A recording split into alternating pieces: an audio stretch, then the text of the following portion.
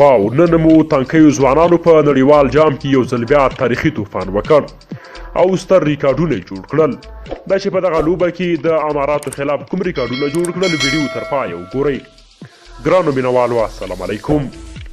د سویلي افریقا په کوربهتوب د 19 کلنو ځوانانو ترمنځ د نړیوال 500 ورځ جام سیالیو په دوام افغانستان په خپله دویمه سیالۍ کې متحده عربي اماراتو ته په 160 منډو ستره تاریخي ماتې ورکړه او د دې سیالیو دویم مهم پړاو ته لار پیدا کړه.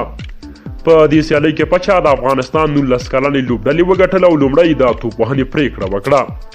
افغان 19 کلنې لوبډلې په ټاکل شوي 50 اورونو کې د شپږو لوبغاړو په سوځېدو سره ټوټل 215 منډې وکړي او عربي متحده اماراتو ته د 216 منډو هدف وټاکه. د افغان توپوهونکو په ډله کې یو ځل بیا ابراهیم ځدران 8 منډې د 11 ورځو پر مټ جوړې کړي. ورسره بل لوبغاړي رحمان الله هم 8 منډې وکړي چې د هدف په لوړولو کې ستر رول په لوبه وه. د متحده عربي اماراتو لوبډلې لپاره په توپ اچونه کې سنجید شرما یو لوبغاړی وسوځاوه، آریان خان هم یو لوبغاړی له مخې پورته کړ خو میپان بیا 2 لوبغاړي وسوځول.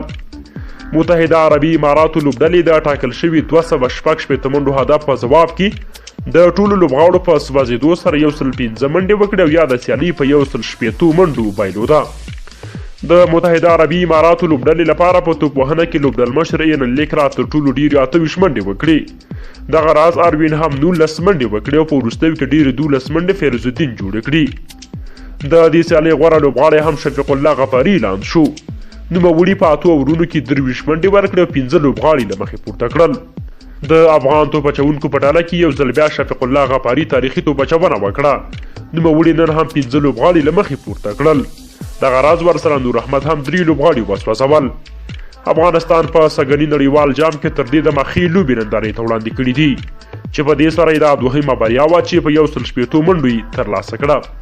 افغان 19 کلنې لوبډلې په دې سره د 500 ورځ نړیوال جام سیالیو دویم پړاو ته لار پیدا کړه خو د ګروپي سیالیو په دوام به خپله وروستۍ لوبه د جمعې په ورځ د کاناډا خلاف نندارې ته وړاندې کړي.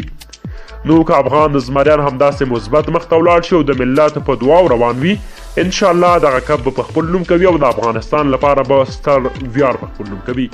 ډېره مننه که ویډیو مو خوښه شوې وي لایک